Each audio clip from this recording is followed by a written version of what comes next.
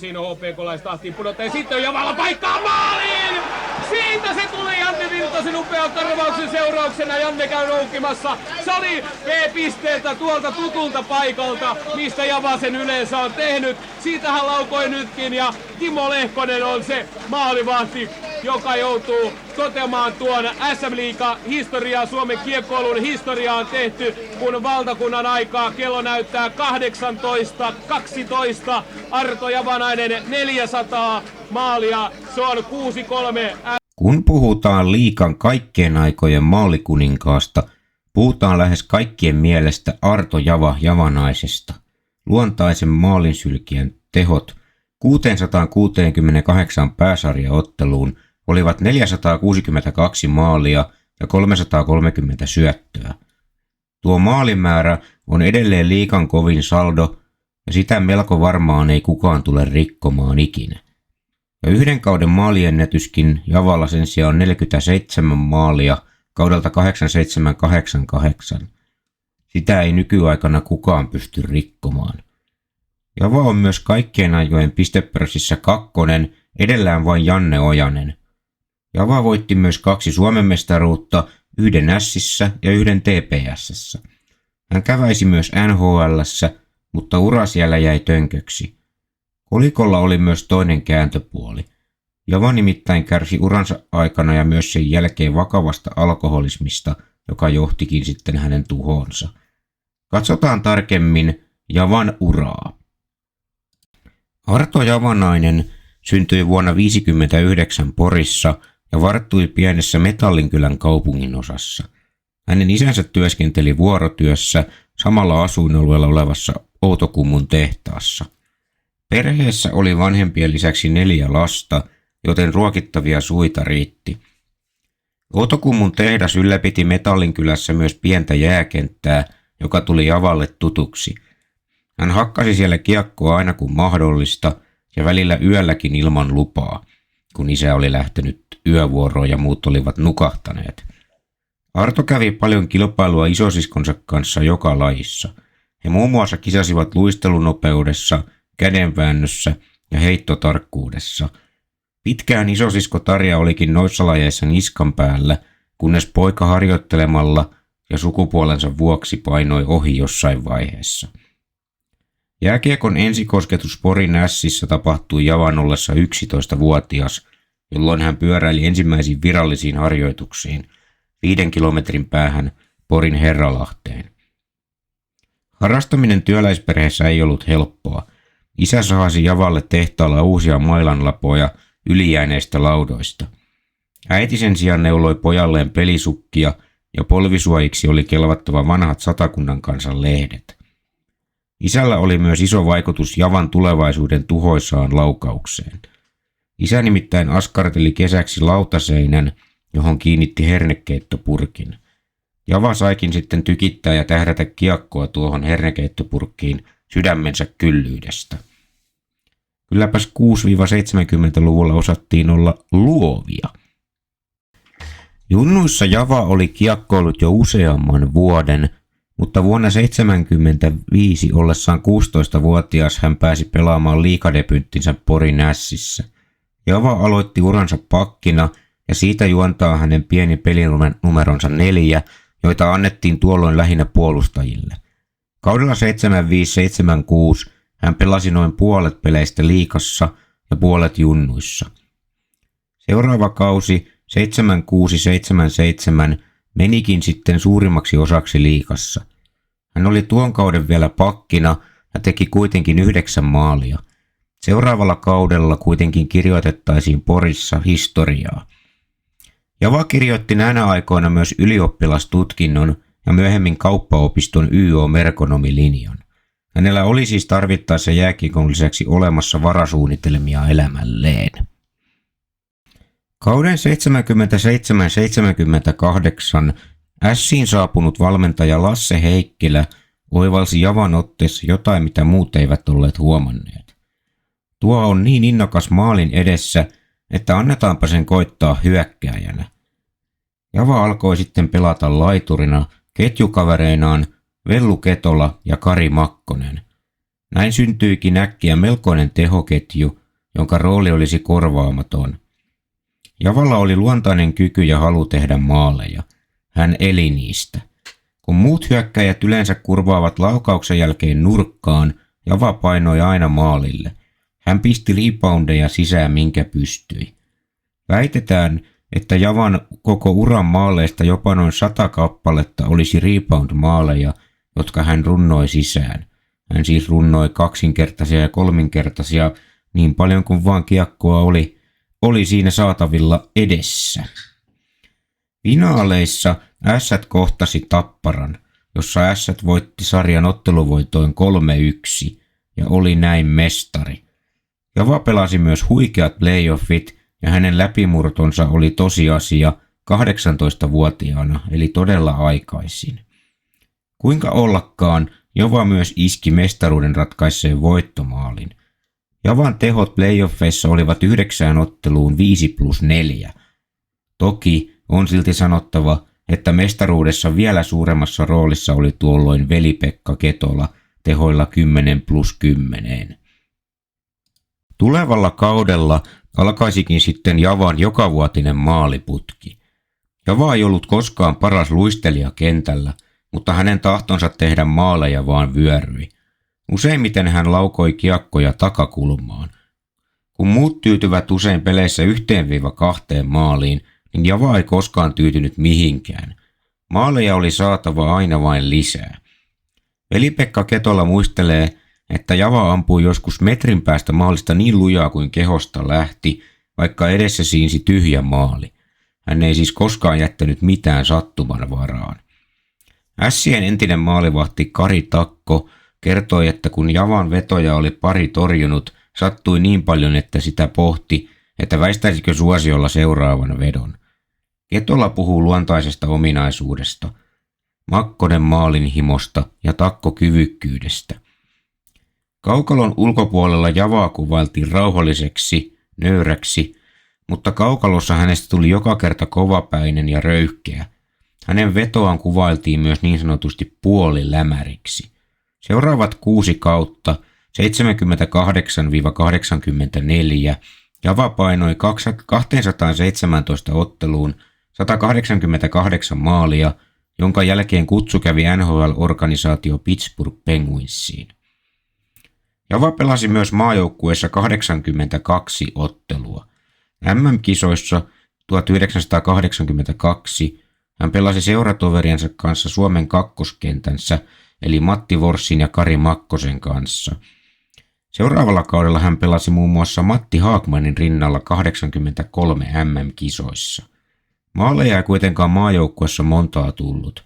Ehkä turnauspelaaminen ei sopinut Javan röyhkeän maalille ajamisen pelitapaan. Koitti kausi 84-85, jolloin oli Javan aika Pittsburgh Penguinsissa. Kun Arto Javanainen suuntasi Rapakon taakse, niin hänen kanssaan samaan aikaan uransa aloitteli muuan sentteri Mario Lemieux, josta tuli aikansa parhaimpia pelaajia koko maailmassa. Joidenkin mielestä hän on kaikkien aikojen paras. Java pääsi pelaamaan Marion kanssa, mutta ikävä kyllä liian vähän. Mario syötti 2 Javan 4 maalista. Sen enempää maaleja ei syntynyt, mutta pelejäkin ehti kertyä vain 14 ottelua. Omien sanojensa mukaan Java lähti NHL väärällä asenteella. Hän luuli, että pelipaikka aukeasi tuosta vain. Toisena seikkana oli valmentajien huono arvostus eurooppalaisia kohtaan.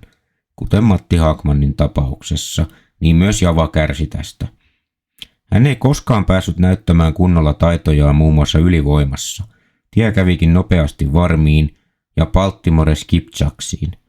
AHL-liigassa hän sitten painoikin 59 otteluun jopa 55 tehopistettä, joten siellä kulki vallan mainiosti. Oma näkemykseni on, että Java ei vain sopinut sen hetken taalaliigaan, joka eli tiettyä murrosta. On myös helppo uskoa, että Lemieuxen kanssa et pelaa 3 peliä enempää, jos verkot eivät heilu. Tuo kausi sai Amerikassa riittää, ja Java soittikin Porin Ässien johdolle, että laittakaa mailat kuntoon, niin tulen sinne. Arto Javanainen palasi siis Poriin, ja tehoja syntyi jopa enemmän mitä silloin kun hän oli lähtenyt. Jäi hiukan epäselväksi itselleni, oliko maitojunalla paluu Javalle itselleen pettymys. Hän tuntui kyllä viihtyvän aika paljon paremmin Suomessa. Kaudella 85-86 Java voitti Ässissä 3. kerran liigan maalikuninkuuden 44 maalilla 36 otteluun. Hän teki myös kerran 6 maalia samassa pelissä Jokereita vastaan, joka on melkoisen huikeaa.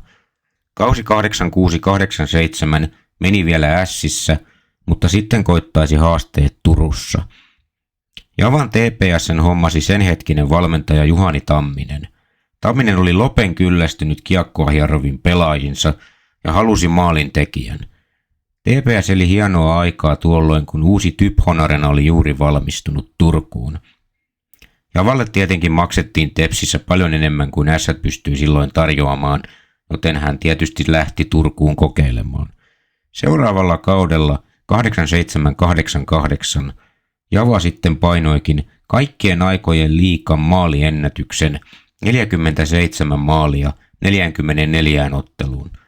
Hän muun muassa painoi IFK:ta vastaan kerran 5 maalia.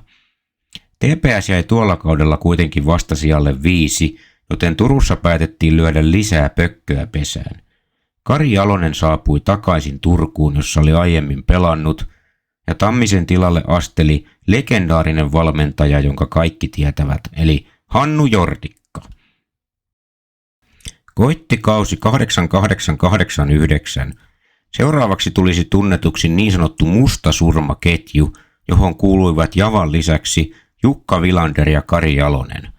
Tällä kaudella kävisi semmoinen harvinaisuus, että Java häviäisi maalimäärässä Vilanderille. Tästä kuitenkin alkaisi TPS:n dynastia. Tappara pisti TPS:n koville välierissä, mutta sarja meni TPS:lle 3-2.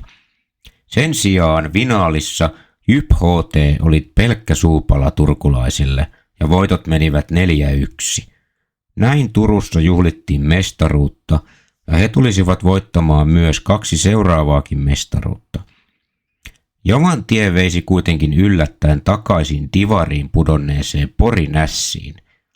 Java olisi itse halunnut TPS:ssä jatkaa, mutta seura ei tätä mahdollisuutta enää jostain syystä Javalle tarjonnut.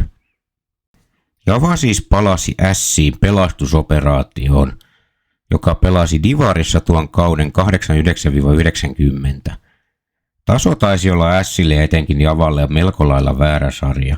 Hän nimittäin paukutti 36 otteluun peräti 59 maalia, 39 syöttöä eli 98 tehoa. No divarissa joo, mutta kahikap touhua silti. Ässät nousikin hienosti ja ylivoimaisesti takaisin liigaan kaudeksi 90-91. Jokipojat kaatui karsinnassa voitoin 3-0. SM-liigassa meno on jatkunut enää aivan TPS-kausien tasolla, mutta maaleja kertyi edelleen melkoinen määrä. Kaudelle 90-91 niitä kertyi 35. Java saavutti tuolloin 5. ja viimeisen maalikuninkuutensa ja voitti kaikkien tunteman Teemu Selänteen tuolla kaudella 1 maalilla. Kun Java pelasi viimeistä runkosarjaottelua Ässissä vuonna 1994 Kalpaa vastaan, niin hän teki 3 maalia ja niiden ansiosta Ässät voitti pelin 4-3, ollessaan jo tappiolla lukemin 1-3. Toisen erän jälkeen siis.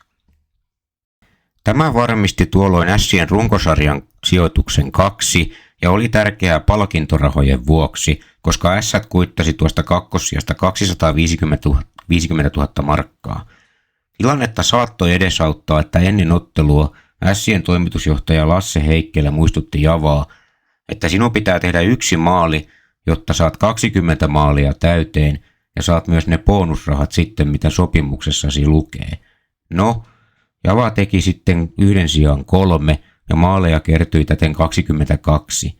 Tuo oli Javan viimeinen palvelus Porin Ässille. Ässät hävisi tiukan sarjan Tapparalle puolivärierissä lukemin 3-2. Näin javanainen lopetti tuohon liigauransa ja oli pelannut Ässissä 16 kautta ja TPS:ssä 2. Java suuntasi vielä 1 kaudeksi jäähdyttelemään Tanskaan. Tuo kausi oli 94-95, jolloin hän pelasi Rungstedt-nimisessä joukkueessa. Tuon kauden jälkeen oli aika laittaa ura pakettiin. Koitti siis siviiliin siirtymisen aika. Arto Javanaisen tilanne uran jälkeen oli hyvä. Hänellä oli työ ja perhe. Kaikki kunnossa siis. No, todellisuudessahan ei ollut lähellekään. Alkoholi maistui ja paljon. Se oli maistunut jo ennen uran loppua. Hän teki pitkään töitä pankki- ja rahoitusalalla aina vuoteen 2007 saakka. Silloin hänen alkoholismi alkoi näkyä koko kansalle, koska Java nimittäin kärsi rattijuopumuksesta ja menetti työpaikkansa Sampo-rahoituksessa. Hän kärsi ratista useita kertoja ja sai 2010 vuonna tuomion törkeästä rattijuopumuksesta, joka oli 30 päivän ehdoton vankeus. Tuomion hän sai kuitenkin suorittaa yhdyskuntapalveluna. Alkometri oli näyttänyt jopa 3 promillen lukemia. Lopulta terveys ei enää kestänyt ja Arto Javanainen kuoli 2011 alkoholismiin vain 51-vuotiaana. Jääkiekon lopettaminen on jokaiselle pelaajalle erityisen vaikeaa, koska siitä syntyy tyhjiö todella helposti. Sitä tyhjiötä hän sitten alkoholilla täytti. Veli-Pekka Ketola, joka myös muuten itse on alkoholisti, laittoi korkin kiinni jo 90-luvun alussa ja yritti kaikkensa auttaakseen Javaa. Ongelma oli kuitenkin, ettei Java koskaan ollut valmis myöntämään alkoholiongelmaansa. Viimeinen auttamisyritys tehtiin, kun Java täytti 50 vuonna 2009. Vellu jutteli hänen kanssaan, mutta keskustelu jäi aika lyhyeksi. Java oli noin 1,5 promillen humalassa ja sanoi Vellulle, että kaikki on hyvin, en ole ottanut tippaakaan. Vellu oli todennut, että palataan asiaan, kun lopetat valehtelemasta itsellesi. Ikävä kyllä, alkoholismi on itseään kieltävä sairaus. Alamäki oli ollut vuoden 2007 jälkeen hyvin nopeaa. Arto Javanaiselle järjestettiin vuonna 2012 muistoottelu, jossa pelasivat Vellun lisäksi ainakin Kari Makkonen, Esa Keskinen ja Jukka Vilander. Katsojia tuossa ottelussa oli hienosti yli 3000. Ottelussa pelasi myös Javan poika Tomas, joka käytti isänsä numeroa 4. Javan paita, eli numero 4, jäädytettiin vuonna 2002. Sellaista. Tarinahan on melkoisen surullinen lopulta. Java onneksi muistetaan paljon paremmin urastaan kuin loppuelämän ikävistä vaiheistaan. Hän oli myös pelaaja, jollaista Suomessa ei enää taatusti nähdä. Tai jos nähdään, niin ei ainakaan 2 kautta pidempään ennen kuin lähtee veksi.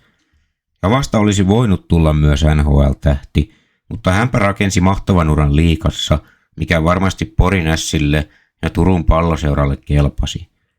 Java on ehdottomasti parhaimpia maalintekijöitä, ellei se paras, mitä liigassa on koskaan nähty.